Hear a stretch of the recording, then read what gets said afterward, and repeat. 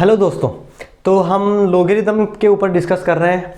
हमने जो first video हमारा लोग का आया उसके अंदर हमने बात की थी कि लोग की जो बेसिक प्रॉपर्टीज़ हैं, बेसिक जो चीज़ें हैं लोग के अंदर की, बेस क्या हो सकता है, इनपुट क्या हो सकता है, उनके बारे में हमने डिस्कस किया। सेकंड जो हमने वीडियो अपलोड किया उसके अंदर हमारी चीज़ें थी कि ग्राफ कैसा होता है, ठीक है, उसका डोमेन क्या होता है, रेंज क्या होती है, ग्राफ कैसे प्लॉट होता है, हमने पॉइंट टू पॉइंट लेकर डिस्कस किया उसके बारे में। अब हम आगे बढ़ते हैं कि लोग की प्रॉपर्टीज़ के बारे में बात करते हैं। तो लास्ट लेक्चर में हमने ऑलरेडी एक चीज़ डिस्कस की थी, उसको मैं फिर से रिकॉल कर रहा हूँ आपके लिए कि इसको आप प्रॉपर्टी की तरह देख सकते हो कि जब भी आपके पास, ठीक है, जब भी आपके पास बेस जो है आपका लोग में जो बेस है और जो इनपुट है, दोनों अगर आपके 1 से बड़े हों, जैसे मान लो कि मैंने ऐसा लिया 2 3, या फिर मैं बोल दूं कि जो दोनों आपके हैं वो 1 से छोटे हों, 1/2 1/3, दोनों ही केसेस के अंदर, इन दोनों ही केसेस के अंदर जो रिजल्ट है वो पॉजिटिव आने वाला है। ठीक है, कैसे आता है पॉजिटिव? ग्राफिकली मैंने लास्ट लेक्चर में बताया है आपको, तो अगर आपने नहीं देखा है तो देख सकते हो आप जाके, डिस्क्रिप्शन में उसका लिंक मिल जाएगा आपको। यहाँ पे हमने बात की कि दोनों जब मतलब 0 से बड़े हो या तो 1 से बड़े हो, सॉरी, और जब या फिर 1 से छोटे हो, दोनों केसेस के अंदर 0 से बड़ा तो हमेशा रखना है हमें। यहाँ पे जब दोनों ही कंडीशन में, ये देखो यहाँ पे ये क्या हो रहा है कि 1 से बड़ी वैल्यू ली है मैंने, और यहाँ पे दोनों ही केसेस, दोनों ही चीज़ें मैंने क्या ली हैं, 1 से छोटी ली हैं, तो उस केस में पॉजिटिव रिजल्ट मिलता है। और जब हम बात करते हैं कि लोग ये मैंने किया या फिर लोग ये मैंने किया, बेस और जो इनपुट है दोनों में से किसी एक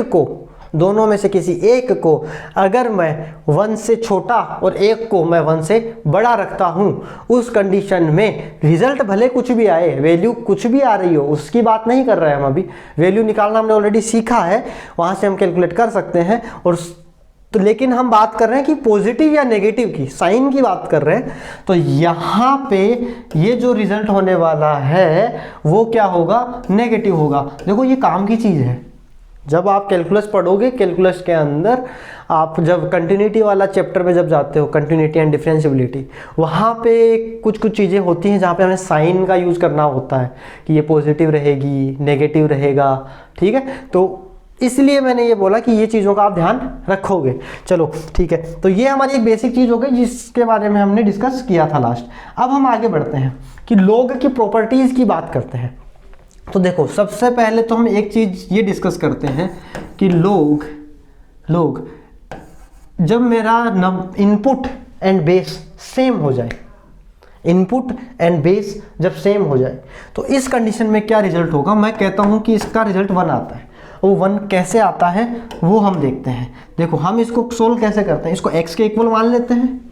सोल्व करने का तरीका यही था, बेस में रहता है, जो आपका आउटपुट में है, इक्वल में जो रिजल्ट आने वाला है वो यहाँ पे पावर में आ जाएगा एंड ये बाहर निकल जाएगा a। अब देखो यहाँ पे a है, यहाँ पे a है, जब कुछ नहीं होता पावर 1 तो रहती ही है। बेस दोनों के सेम है, तो क्या वैल्यू हो गई, x = 1। इसका मतलब x की वैल्यू 1 हो गई। तो इसका मतलब आप ये बोल सकते हो क्या कि भैया जब भी आपका लोग में, जब भी आपका बेस एंड जो इनपुट है वो इक्वल हो जाए, बेस और इनपुट जो आपका है वो इक्वल हो जाए, तब उस केस में आपका रिजल्ट जो है वो क्या होने वाला है, 1 होने वाला है। अब इसी चीज़ को हम थोड़ा सा और देखते हैं आगे कि भैया चलो ठीक है, ये बात तो मान ली आपकी। अब हम बात करते हैं कि देखो लोग मैंने स्क्वायर कर दिया, नंबर सेम रखे हैं लेकिन जो इनपुट था उसका स्क्वायर कर दिया मैंने। तो यहाँ पे क्या सोल्व करने का तरीका, वही x, यहाँ पे a की पावर x हो जाएगी इक्वल टू a की पावर 2। तो x की वैल्यू क्या आई, 2। अगर मैं यहाँ पे 3 करता, यहाँ पे अगर मैं 3 कर देता तो यहाँ 3 होता, यहाँ 3 होता, रिजल्ट क्या आता 3। 4 करता तो यहाँ 4, यहाँ 4, यहाँ 4। इसका मतलब कि जब बेस और इनपुट सेम हो तो उसकी जो पावर होती है वही उसका रिजल्ट आ जाता है। ठीक है, तो यहाँ पे देखो पावर 1 थी तो 1 रिजल्ट लिख दिया हमने। हम ऐसा भी देख सकते हैं इस चीज को। ठीक है, तो इस कंडीशन में मैं एक चीज क्या बोल सकता हूं कि भैया सेकंड चीज हम ये भी बोल सकते हैं कि लोग आपकी पावर जो है, इनपुट की जो पावर है वो अगर m है तो इसका रिजल्ट m ही होने वाला है। इसका रिजल्ट क्या होने वाला है, m होने वाला है। ठीक है, तो ये चीज़ आप ध्यान रखोगे कि लोग बेस और इनपुट जब सेम हो जाए तो रिजल्ट 1, पावर में जो होता है वही रिजल्ट हो जाता है उसका। यहाँ पे m पावर थी तो m रिजल्ट हो जाएगा उसका। ठीक है, अब एक प्रॉपर्टी मान सकते हो इसको या फिर एक रिजल्ट की तरह भी आप इसको देख सकते हो। अब हम आगे चलते हैं कि जो प्रॉपर्टीज़ की हम बात कर रहे हैं, काफ़ी दिनों से, काफ़ी देर से 2 वीडियो में हम प्रॉपर्टी बोल रहे हैं। प्रॉपर्टीज़ है क्या वो, तो देखो प्रॉपर्टी 1 अगर मैं बात करूँ तो प्रॉपर्टी 1 ऐसी है कि भैया लोग b with base a input हो गया। ठीक है, वो x ले लें, हम y ले लें, कुछ भी ले सकते हैं। यहाँ पे मैंने b इनपुट लिया, बेस में a लिया है, b की पावर m की मैंने, तो इसका रिजल्ट मैं बोलता हूं कि m log b with base a। ठीक है, क्या किया, सिर्फ और सिर्फ आपकी जो ये पावर है वो उठकर आगे आ जाती है। आपको ये इतना सा काम करना है कि जब भी आपके पास पावर हो इनपुट की, उस पावर को आप कहाँ ले सकते हो, आगे ले सकते हो। देखो m आगे आ गया मेरा। ठीक है, तो ये एक प्रॉपर्टी है। इसका हम प्रूफ देख लेते हैं भैया कि ऐसे कैसे मान लें ऐसा होता है। देखो इस वाले केस में हमने क्या लिया था, बेस और इनपुट दोनों सेम लिए थे। यहाँ पे अगर आप पावर को आगे लेके आते हो तो m बनता है यहाँ पे। ठीक है, m आगे आएगा और लोग a की वैल्यू हमने देख ली कि 1 होती है, तो m इंटू 1 क्या होगा, m ही होगा। ठीक है, तो यहाँ पे ये चीज़ है, लेकिन हमने यहाँ पे a की जगह बेस को चेंज, मतलब इनपुट को हमने चेंज कर दिया है, इनपुट को हमने b कर दिया है। तो इस केस में देखो प्रूफ देखो, इसका प्रूफ की बात करते हैं हम। ठीक है, तो प्रूफ देखते हैं इसका। तो भैया देखो हमारी जो LHS प्रूफ करने का बचपन का तरीका, ठीक है, LHS RHS इक्वल कर देते हैं, वही है। तो LHS लेते हैं हम, log b की power m with base a। ठीक है, इसको सोल्व कैसे करेंगे, अगर आपको कोई इसकी वैल्यू पूछे तो आप कैसे सोल्व करोगे, इसको x के इक्वल मान लेंगे सर, कोई दिक्कत नहीं है, यही सीखा है हमने, x के इक्वल मान लिया सर। अब इसके बाद में सर x को हमें ये बताया गया है कि बेस की जगह रहता है, बाहर जो होता है वो पावर में आ जाता है, ये a उठ के यहाँ आ जाता है, ऐसा भी देख सकते हो। इस वाले a को यहाँ लगा दो बस, और ये एज इट इज लो को निपटा दो। तो यहाँ से देखो a की पावर क्या बनी x इक्वल टू b की पावर क्या बनी m।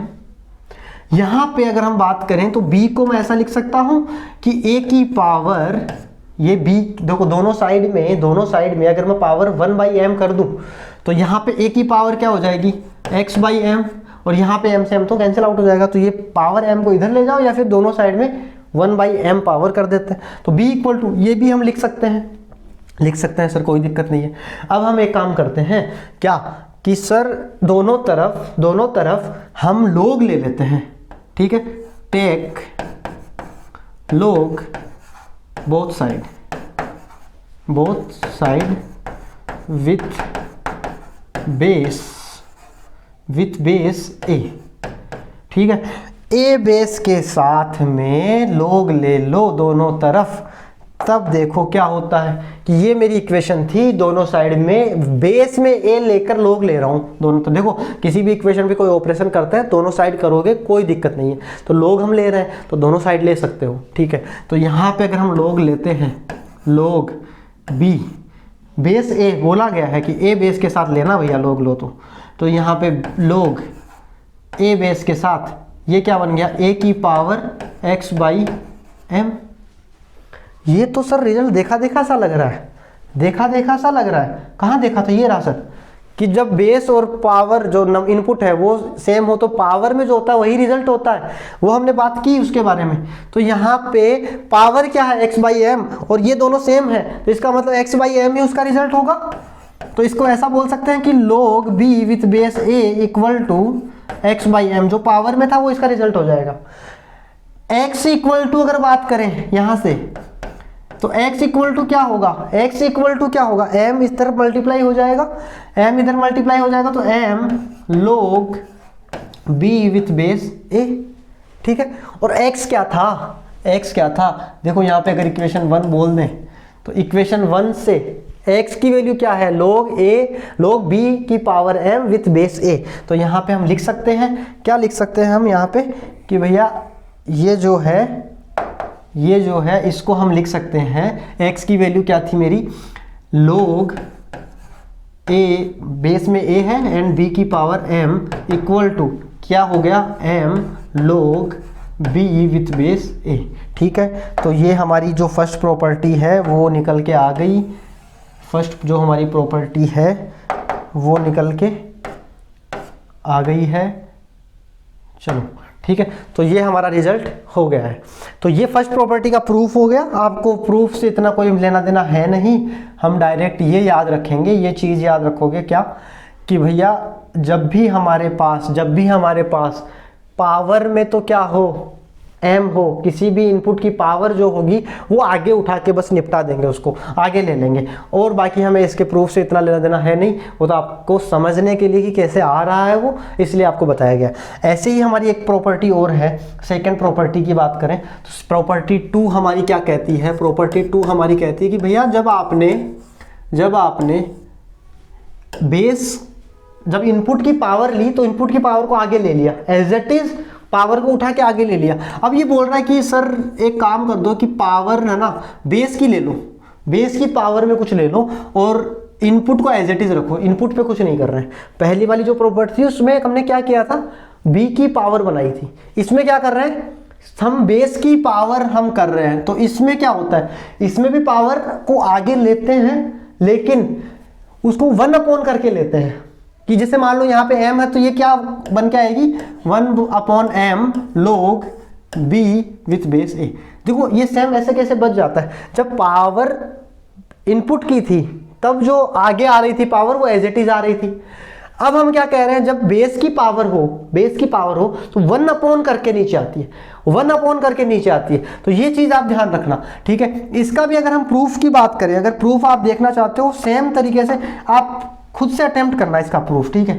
सेम तरीके से कि आप LHS लोगे इक्वल टू x मानोगे, यहाँ पे है वही सेम कॉन्सेप्ट लगाओगे। देखो वहाँ पे हमारे पास यहाँ पे देखो क्या था कि हमें x/m बन रहा था, वहाँ पे xm बनेगा, ठीक है, वहाँ पे xm बनेगा। फिर वही लोग लेकर सेम प्रोसीजर रहने वाला है, एकदम डिक्टो सेम प्रोसीजर रहने वाला है।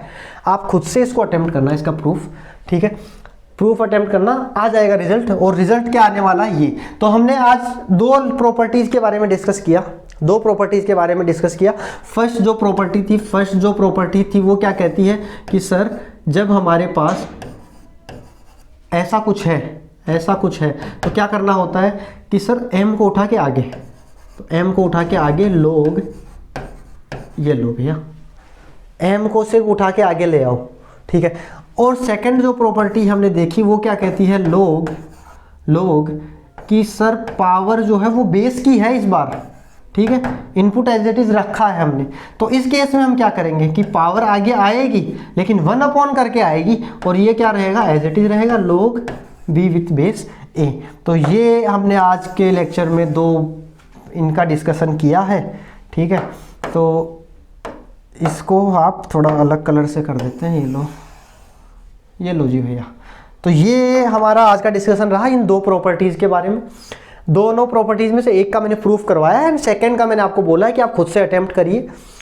सेम जो हमने प्रोसीजर फॉलो किया है प्रॉपर्टी 1 के लिए, आप इसका स्क्रीनशॉट अगर लेना चाहते हो तो ये ले सकते हो।